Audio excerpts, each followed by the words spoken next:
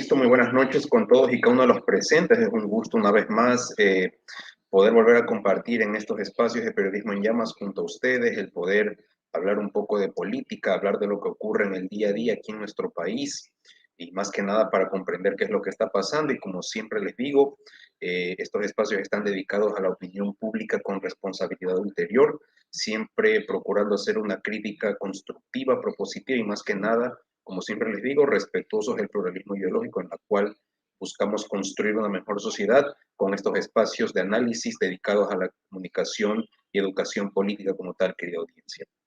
Así que, de nuevo agradecerles por su sintonía y por una vez más sintonizarnos cada semana. Les cuento que casi que no vengo esta semana, o al menos no iba a hacer programa hoy día por cuestiones académicas de mi tesis, creo que ya se los he comentado en varias ocasiones, pero igual hice el esfuerzo con nuestro querido productor aquí para, de nuevo, hablar de estos temas y más que nada para no perderlo, porque hay mucho material el cual analizar y más que nada para ponerlo a su consideración, querida audiencia, porque esto es por y para ustedes, ya que ustedes son los que hacen posible, más que nada nos motivan a seguir adelante con su sintonía, con sus comentarios, con sus likes y con sus mensajes motivacionales. Así que no olviden suscribirse, compartir y más que nada, que al final ustedes tengan la última palabra y ustedes saquen sus propias conclusiones.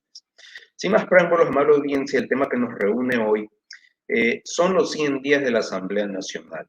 Esta semana quiero dedicarme solamente a la Asamblea Nacional para hablar sobre lo que ha ocurrido en este nuevo periodo de legislatura, que es el 2021-2025, en la cual vemos que no ha empezado de la mejor manera y ha dado mucho de qué hablar, muchos escándalos, mucha coyuntura, mucha rencilla personal, que ya lo iré profundizando más adelante. Y la próxima semana espero, Dios mediante, analizar de plano los 100 días del gobierno del presidente Guillermo Lasso junto a otros panelistas, aunque yo también voy a dar una opinión. Y el día de mañana esperamos hacer un análisis con nuestro querido amigo Néstor para analizar un poco más el tema de la asamblea, el que tiene un poco más de experticia en ese campo y que nos ayudará a profundizar qué es lo que está pasando. Pero a ver, empecemos con el tema de la Asamblea Nacional. A ver, desde antes de que se posesione ya venían problemas.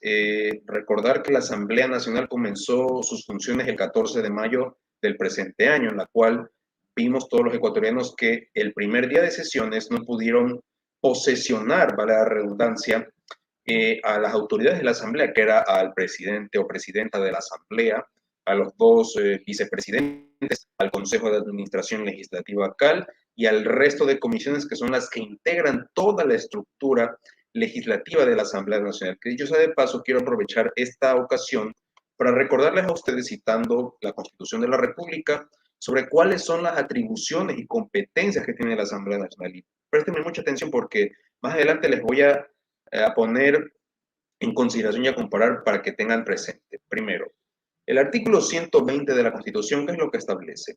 Que es que los asambleístas tienen que posesionar a la presidenta o vicepresidente, perdón, a la presidenta o presidente y a la vicepresidenta o vicepresidente de la República los 24 de mayo de cada 4 años.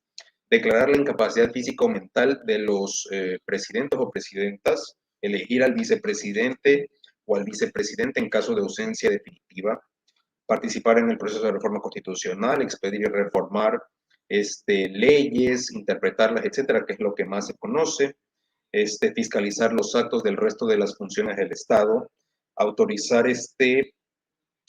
posicionar al resto de autoridades de control, aprobar el presupuesto general del Estado, entre otras cosas. Esto para dejarlo en claro en términos constitucionales, administrativos y legales. Y bueno, tuvimos este quiebre del primer día de la Asamblea en la cual se rompió este acuerdo, al cual había sido noticia entre el Partido Social Cristiano, el Movimiento Creo y UNES, en la cual supuestamente era para garantizarle gobernabilidad al presidente de la República, que se pueda designar a las comisiones, que se pueda designar al presidente, al vicepresidente y a las autoridades del CAL, pero como ya sabemos se rompió, en la cual vimos que, por ejemplo, no dio paso o no alcanzaron los votos a la final para la candidatura del ingeniero Henry Kronfeld del Partido Social Cristiano, quien lo postularon para la presidencia, pero vemos que después de una serie de votaciones y al día siguiente posicionaron a Guadalupe Llori en una especie de votación a última hora y de ponerse de acuerdo en un corre y corre o contrarreloj, en la cual con 71 votos Guadalupe Llori de Pachacuti llegó a la presidencia. Y luego tuvimos la asignación, la elección de, por ejemplo, Virgilio Washington Saquicela como vicepresidente, quien fue independiente, que es independiente, de Bella Jiménez, quien actualmente está involucrado en casos de corrupción por la Izquierda Democrática como segunda vicepresidenta de la Asamblea. El resto de autoridades en el CAL estaban, por ejemplo, Ronnie Aliaga de UNES, Natalia Arias de Creo, Darwin Pereira de Pachacuti y Joana Moreira de la Izquierda Democrática, conformando así el Consejo de Administración Legislativa CAL. Luego, en el tema de las comisiones, de varios días hasta que se pudieron posicionar finalmente, en la cual tuvimos esta especie de quiebre o que, en el sentido de que no hay una mayoría como en sesiones, como en parlamentos anteriores donde había una mayoría calificada de 90 legisladores, como fue el caso de la legislatura del 2003 al 2017, o como en el caso de la legislatura del 2017 al 2021, donde hubo una mayoría absoluta de 74 legisladores, pero que se fue rompiendo más adelante. Entonces, luego, tenemos ya prácticamente las posesiones y todo lo demás, la conformación de las comisiones, etcétera, en la cual vemos cómo se van integrando las bancadas. Tenemos a UNES, que es el bloque que integra al sector del correísmo y de la Revolución Ciudadana, con sus 49 legisladores, donde tuvo 2 bajas, en la cual se fueron Vanessa Freire y Francisco León. Luego tenemos el movimiento, a la bancada del Acuerdo Nacional, que es la que integra a los 12 legisladores del movimiento Creo. Están algunos independientes y en total suman unos 27 legisladores y la memoria no me infiere. Luego tenemos al bloque de Pachacuti, que son 27, donde también sufrieron varias bajas. Tenemos a la Izquierda Democrática con sus 18 legisladores, que también sufrió bajas. Y tenemos al resto, y el Partido Social Cristiano, que también tenía 18 legisladores, pero luego fueron bajando. ¿Y por qué les digo esto? Porque vemos que todo esto se volvió una especie de, como se dice popularmente, transfugismo político, en la cual este concepto de los camisetazos vemos que se fue de alguna manera institucionalizando, en la cual gente que fue agrupada por partidos políticos durante la campaña electoral decidieron salirse de sus movimientos por cuestiones personales, por otros intereses particulares, etcétera, etcétera, que ya los estamos viendo actualmente. Y vemos que hasta el momento, hasta el sol de hoy, no hay una agenda legislativa consolidada que permita tramitar proyectos de ley, reformas que puedan garantizar o resolver las principales problemáticas que tiene la población en este momento, como lo decía, por ejemplo, la encuesta de Click Report y la encuesta de perfiles de opinión, donde, por ejemplo, la principal prioridad de la población en este momento es el empleo, en el sentido de que no saben qué va a pasar con su futuro. La gente en estos tiempos de pandemia, donde vemos que no hay certezas, menos en el plan económico de la nueva administración para que se pueda trazar una hoja de ruta. Entonces, esas son las cuestiones en ese sentido, amable audiencia. Y bueno, según un reporte que publicó la Fundación Ciudadanía y Desarrollo, que de hecho se los recomiendo, está en su página web, donde está un análisis de los 100 días de la Asamblea Nacional, daban cuenta de que recién a los 38 días de posesionada la Asamblea Nacional presentaron la agenda parlamentaria titulada Minga por el Ecuador, en la cual la presidenta de la Asamblea, Guadalupe Llori, presentó esta agenda donde incluía, por ejemplo, temas como salud, educación, garantizar derechos a las personas de los pueblos nacionales indígenas, erradicar la violencia de género, una agenda que se acopla a los Objetivos de Desarrollo Sostenible de las Naciones Unidas con corte hasta el año 2030, etc. Y así tenemos la agenda, que les había mencionado el tema del transfugismo político, y bueno, vemos estos repliegues como tal en la Asamblea, etc. Y claro, tuvimos algunos acontecimientos interesantes que vale la pena recordar. Algunos asambleístas, por ejemplo, renunciaron para asumir cargos importantes, como por ejemplo Marcelo Cabrera, que renunció a su curul de asambleísta independiente para ser ministro de Obras Públicas del gobierno del presidente Guillermo Lasso. El caso de César Monge, que abandonó su curul para ser ministro de gobierno y meses después falleció, entre otros casos. Bueno, sin duda alguna, los escándalos y las controversias han estado al orden del día. Creo que muchos de nosotros tenemos en nuestra mentalidad o en nuestra mente estos escándalos que involucran a 3 legisladores, donde, por ejemplo, vemos que el juicio político Pablo Celi, que generó mucha expectativa y más que nada fue el principal tema el principal foco de atención hace varias semanas, que ustedes bien lo recordarán y aquí lo analizamos, en la cual vemos que gracias a las nuevas reformas a la ley orgánica de la función legislativa, sí pudo haber juicio político, porque según las nuevas reformas, pese a que no haya un informe de parte de la Comisión de Fiscalización y Control Político, puede todavía darse paso para que se presenten las posiciones de los distintos participantes del juicio político, en la cual, por ejemplo, fue noticia ese famoso error de la secretaria en la cual el presidente de la Comisión de Fiscalización, el independiente Fernando Villavicencio, le culpó a la secretaria por no haber presentado el informe en los plazos que establece conforme a la ley, porque cuando ya se lo había presentado ya fue extemporáneo, es decir, por fuera del plazo. En la cual tuvimos este escándalo donde, por ejemplo, se armaban algunos mitos de que ya no va a haber juicio político, que se está blindando a Celi, que hay intereses en la Asamblea. Bueno, a la final sí hubo juicio político y fue censurado el excontralor Pablo Celi, prácticamente por unanimidad, 136 votos. Entonces, para ese juicio sí va a haber como que los votos para que se lo censura, aunque ya había renunciado. Pero igual se quedó en el imaginario colectivo esto que les acabo de mencionar, que es un error administrativo por el cual el asambleísta Villavicencio nunca rectificó y más bien en vez de asumir un ejercicio de autocrítica, de, qué sé yo, de asumir la responsabilidad y de decir, ¿saben qué, señores? Me equivoqué, fue un error administrativo, asumo la responsabilidad. Tenemos la típica de nuestros políticos que se justifican y prefieren echarle la culpa a terceros y huir de sus responsabilidades, y en la cual eso genera mayor resistencia, genera mayor confusión entre la ciudadanía, lo cual espera mucho más de sus políticos. El primer punto escandaloso. Luego, mejor dicho, antes, tuvimos este escándalo que involucró, bueno, no escándalo, pero sí fue noticia, aunque pasó de agache, pero igual generó opinión en algunos medios, en la cual la asambleísta del oficialismo, Ana Belén Cordero, anunció al medio de comunicación El Universo, donde decía de que esperaba que dentro del bloque, que era el bloque oficialista de la bancada del Acuerdo Nacional, se integren más asambleístas y que el bloque siga creciendo como tal, lo cual generó mucha polémica porque muchos se decían que acaso están comprando asambleístas, por qué, y que, oh sorpresa, los camisetazos, o sea, están vendiéndose los asambleístas a intereses particulares. Entonces, vemos que esa noticia también generó revuelo y contribuyó a generar más suspicacia a la ya golpeada o maltrecha institucionalidad que hay en la Asamblea, que desde el periodo anterior tocó fondo, pero vemos que la nueva tampoco es que está exenta del ojo del huracán. Otro punto que quizás fue el más sonado fue este tema de Rosa Cerda, cuando hacía esta apología del delito, que ella decía, palabras de ella, que si van a robar, roben bien, justifiquen bien, no se dejen ver la cara, compañeros. Entonces, lo cual generó todavía más polémica, en la cual la asambleísta Rosa Cerda se le suspendió de sus funciones como tal por haber dicho esas declaraciones exteriores, la cual tampoco justificó y tampoco reconoció su error. Otra vez tenemos un segundo caso en el cual los políticos no reconocen sus errores y prefieren escudarse tras la vieja confiable, como se dice popularmente.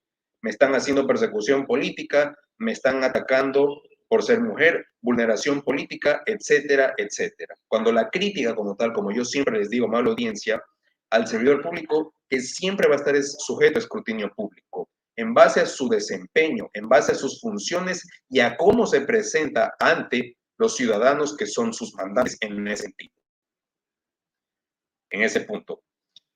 Y antes de pasar al tercer punto, vemos que tenemos muy buenos comentarios y buena sintonización a esta hora, mala audiencia. Saludos a Jani Maldo. Muy buenas noches, señor Vivera. Atentos al análisis que realizará. Muchísimas gracias, estimada Jani. Un gusto. Nuestra estimada Lore Estef Vivanco Mendoza, quien siempre tiene la gentileza de saludarnos. ¿Cómo te va, querida Lore Estef? Mi posición sobre Villavicencio, bueno, creo que ya lo mencioné un poco, no son sus responsabilidades. Rosa Jara, muy buenas noches. Excelente su comentario. Cabo en la Puebla, la corrupción en la Asamblea sin límites, qué decepción. Totalmente, estimada Rosa. Y qué bueno que topó ese tema, porque quisiera mencionar otro dato sumamente interesante. La asamblea anterior, del 2017 al 2021, cerró con el 10%, perdón, menos del 10% de aprobación, en la cual estuvo involucrado en el reparto de los hospitales, lo cual ya nadie habla. Estaba involucrado también en el tema de los carnetes de discapacidad, estaban involucrados en el tema de, por ejemplo, la compra de los ministerios.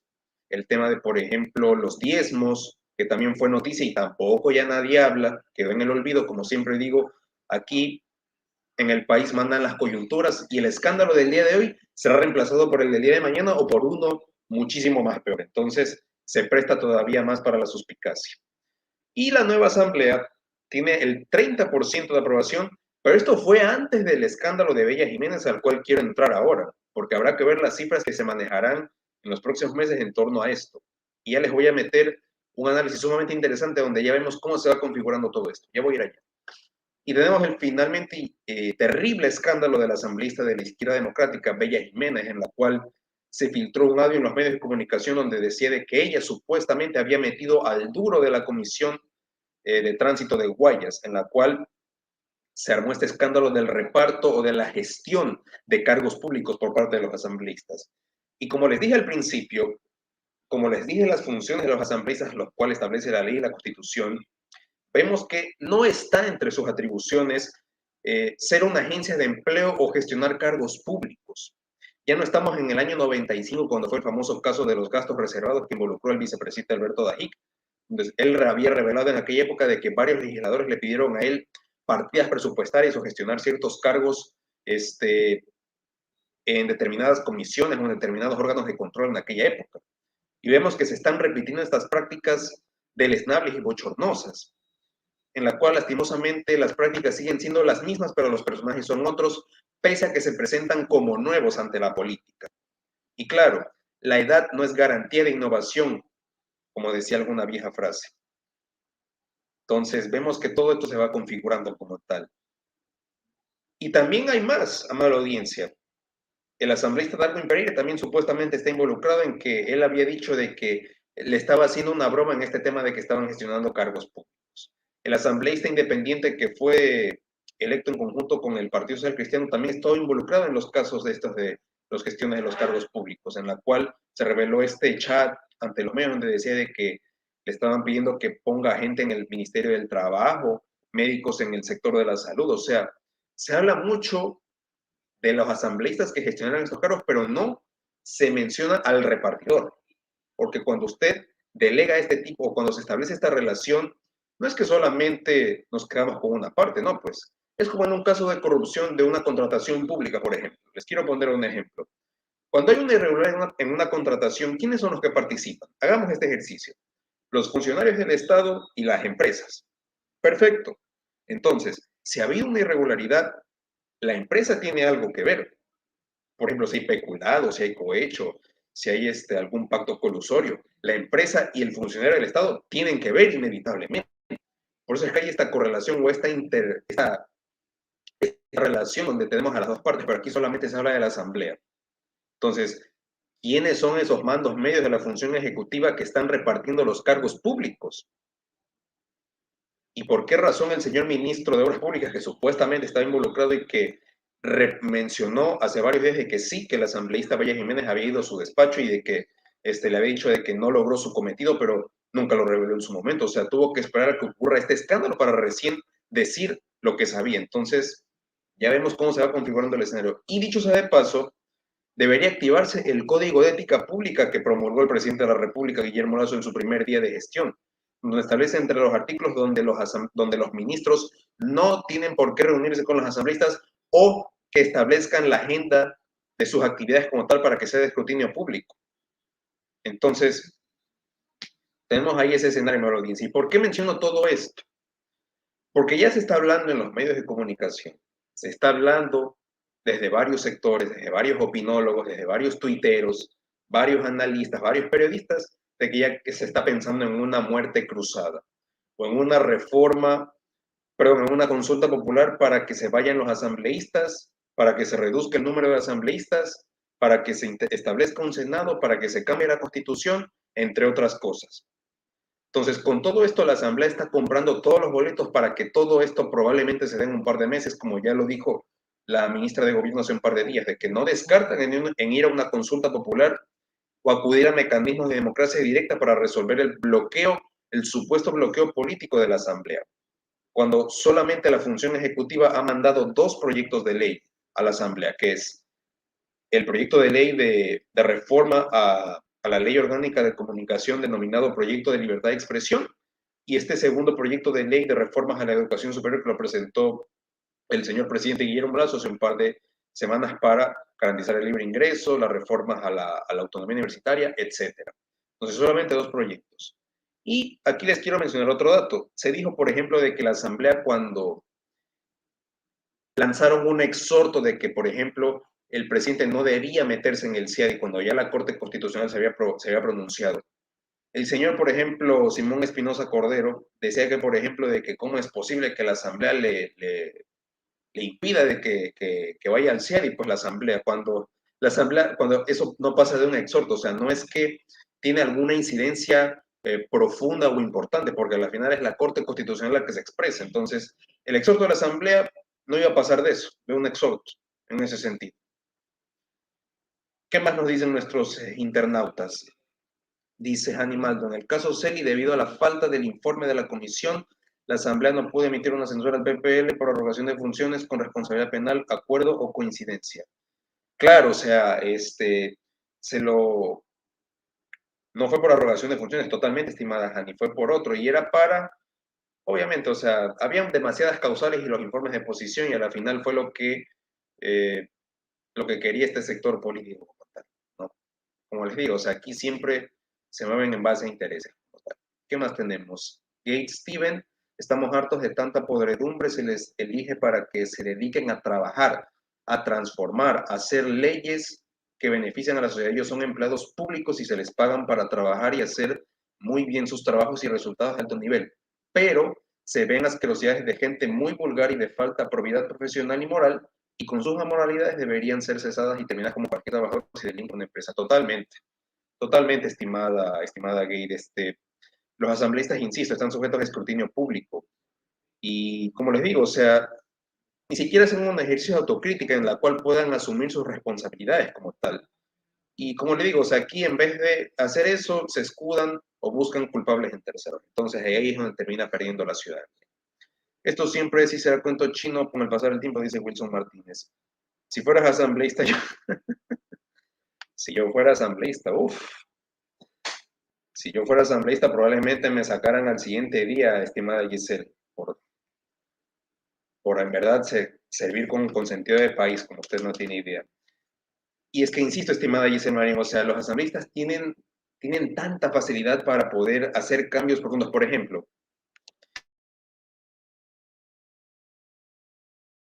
hacer proyectos, no sé, por sus provincias, por ejemplo, que se reúnan con los gobiernos autónomos descentralizados para establecer mejores reformas, que puedan establecer, no sé, garantías al debido proceso en ese sentido, que puedan garantizar incentivos, que puedan establecer, no sé, que no pierdan la sintonía con la gente y más que nada que, vea, me hizo acuerdo de algo, estimada Giselle. La asamblea anterior dejó todavía este proyecto de parlamento abierto en la cual la Asamblea Nacional tenía que entrar a este nuevo marco de tecnología donde la ciudadanía pueda seguir de cerca las actividades, las asambleas, los plenos, los informes, las votaciones, todo ello que, o sea, información pública como tal. A eso tiene que apuntar, por ejemplo, la Asamblea, que todavía no lo hace. O, por ejemplo, las investigaciones a los funcionarios de la administración anterior. Nada se dice. Se deja en el olvido. Aquí solamente, dependiendo del personaje político, empiezan las investigaciones y las indagaciones en ese sentido. Y más que nada que se rijan a los reglamentos que les establece la ley, por ejemplo. Que, que puedan tratar de participar en los proyectos de política pública, que promuevan estos ejercicios de parlamento abierto. Insisto, que todo ello sea transparente como tal y que la ciudadanía pueda tener acceso a la información pública. De hecho, uno de los retos que tiene la administración pública en el ámbito legislativo es este hecho de reducir brechas entre el gobierno y la sociedad civil con estos nuevos mecanismos de participación ciudadana donde la gente pueda participar con los colectivos ciudadanos, con la gente que tiene problemáticas, como por ejemplo el sector agrícola. ¿Por qué la Asamblea Nacional no se ha pronunciado todavía sobre el tema agrícola? Sobre el tema de la asignación por ejemplo, del tema de la situación de los agricultores a esta hora, del tema de la fijación de precios. O por ejemplo, en el tema de la salud, en el tema de las administraciones de los sistemas de salud pública que todavía sigue siendo deficiente. La asamblea anterior, o más bien dicho, el presidente El expresidente Lenín Moreno tiró al tacho de la basura el Código de la Salud, que fue un proyecto que se venía trabajando desde el año 2012. Por ejemplo, Ecuador es uno de los pocos países en América Latina que no tiene código de salud. ¿Lo irá a retomar la nueva asamblea? Habrá que ver. Entonces, ahí mencionó algunos temas, estimada Gisela. Espero haberle respondido su pregunta. ¿Qué más dice? Que Steven ojalá cesara todas de sus funciones, incluido el presidente de la República, ya que el control de la presidencia refleja la continuación y la mayor amoralidad y corrupción del país. Bueno, estimado Gate, mucho se habla, como le digo, del tema de la muerte cruzada, el tema de que se vaya a la asamblea, y este tema todavía no lo termina de entender la gente, porque cuando usted decreta la muerte cruzada, no es que solamente la asamblea se va a su casa, sino que también se va el propio presidente y hay que convocar de nuevo elecciones. Como un primer punto y como un segundo punto de la consulta popular, se van a gastar otra vez 60 o 80 millones en una consulta popular cuando tranquilamente el presidente de la República o los funcionarios, cualquiera que sea, tienen sus atribuciones en impulsar y promover leyes como tal, en la cual se busquen los consensos necesarios sobre temas que se puedan poner de acuerdo y trazar una agenda de gobernabilidad donde se puedan poner de acuerdo. Entonces, insisto, falta de voluntad política, falta de institucionalidad y más que nada falta de autocrítica en ese sentido, Pablo. Entonces, todo eso configura el escenario de la Asamblea Nacional en ese sentido. Y para finalizar, quiero poner en consideración cómo ha sido el músculo político de la Asamblea, por ejemplo. Según este artículo de la Fundación de Ciudadanía en Desarrollo, hay 4 leyes aprobadas hasta el momento. ¿Y cuáles son esas leyes? Les quiero decir. Las 4 leyes son, o más bien dicho, vienen desde la legislatura anterior. Una de ellas es, por ejemplo, la ley reformatoria del Código Civil en materia de regulación marítima, del año 2017. La otra ley es la Ley Orgánica para la Reactivación Económica de las Provincias de Esmeraldas y Manabí. Otra ley es la ley reformatoria, la ley de la creación de la Universidad Intercultural de las Nacionalidades y Pueblos Indígenas Amauti-Huasi. La otra es la ley reformatoria a la Ley Orgánica de Emprendimiento e Innovación para la implementación efectiva del emprendimiento juvenil. Esas son las 4 leyes que se han aprobado hasta ahora, pero ninguna de la actual Asamblea. Es lo que le dan de la Asamblea anterior, etcétera, y demás. Y bueno, habrá que ver cómo se mueve el músculo político de la Asamblea en los próximos días o semanas, porque como ya vimos, la ministra de Gobierno, Alexandra Vela, manifestó que si hasta diciembre no se supera entre comillas, bloqueo político, recurrirán a estos mecanismos de democracia directa, en la cual vamos a ver cómo le dan los números al presidente, cómo va a quedar la asamblea, si es que decide hacer una especie de reestructuración a la interna con todos y cada uno de sus asambleístas. Por ejemplo, el Comité de Ética Pública no se ha activado hasta el momento o no ha dado luces o resultados en ese sentido. Entonces, tenemos este tipo de tareas pendientes a nivel institucional. E insisto, amable audiencia, no hay que perder la capacidad de asombro y a no dejar de seguir la coyuntura como tal. Y es que no se nos trata de vender gato por liebre, como se dice popularmente. Entonces, estar expectantes y más que nada, seguir la coyuntura legislativa. Eso era lo que les quería comentar a la audiencia en estos 100 días de Asamblea Nacional, donde todavía dan un paso, retroceden en ese sentido. Entonces, habrá que ver cómo termina todo esto. Y bueno, hasta aquí terminaría mi análisis y mi conclusión a la audiencia. El día de mañana espero que nos acompañe el abogado Néstor Doro, con quien seguiremos profundizando estos temas para que podamos expandir el debate público en lo concerniente a la Asamblea Nacional. Muchísimas gracias a todos por su participación. Sigan comentando, sigan investigando, profundizando y contrastando las noticias que puedan seguir el día a día y más que nada que ustedes puedan tener la última palabra y ustedes saquen sus propias conclusiones. Así que hasta aquí termino, amable audiencia. Muchísimas gracias por su tiempo y por su interacción, lo cual nos enriquece mucho y nos motiva a seguir adelante, a promover estos espacios dedicados a la comunicación política y a la educación más que nada sobre estos temas importantes. Muchísimas gracias, que Dios los bendiga a todos. Nos vemos mañana y hasta la próxima. Chao.